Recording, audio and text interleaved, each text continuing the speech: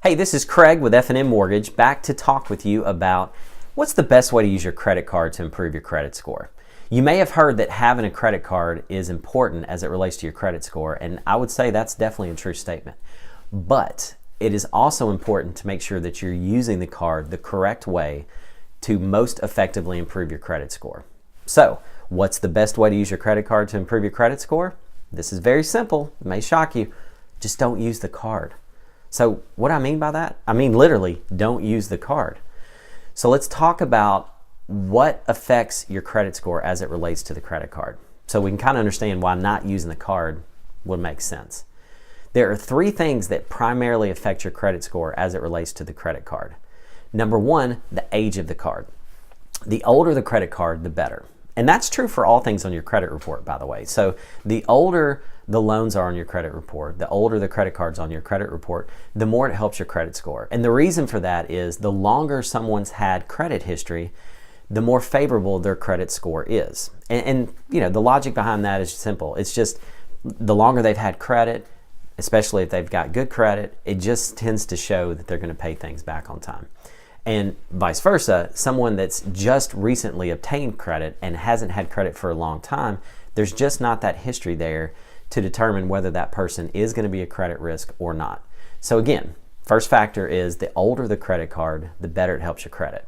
Now here's the thing, you can use the card a ton or never use the card. It's not going to change how old the credit card is, okay? Now, number two, the payment history on the card also affects how the credit card affects your credit score. So when we talk about payment history, really what we're saying is you don't want to have any late payments, okay? So if you have a credit card that you don't use, that you've never been late on, that's just as good a payment history as somebody who uses their card every month and makes their payments on time. Even the same as somebody who uses their card every month and pays it to zero every month. So the key to the payment history is you don't want to have late payments. So if you don't use your credit card, guess what? You don't have late payments because you don't have any payments due. Now the third thing that affects your credit score as it relates to your credit card is you want your balance on your card to be as low as possible. Zero's pretty low, right?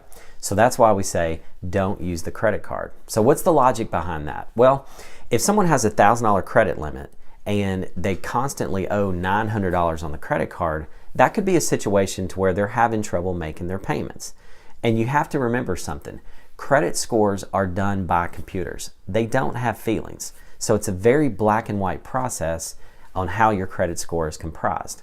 So you want your balance to be as low as possible. So again, it goes back to if you don't use your credit card, your balance is going to be as low as you can possibly get it. Okay? Now one caveat I will throw in there is eventually, if you don't use a card, the credit card companies may cause that card to go inactive, and then it doesn't really score for your credit score at all. So what I recommend people do is every 6 months or so, just use the credit card, buy $10 gas, and then turn around and pay it back to zero.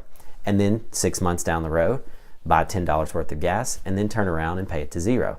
That keeps the card from going inactive, but it also keeps you in the best spot possible to have that credit card improve your credit score. If you have any questions, you're always welcome to give me a call. My number is 615-498-5626. Thanks for listening.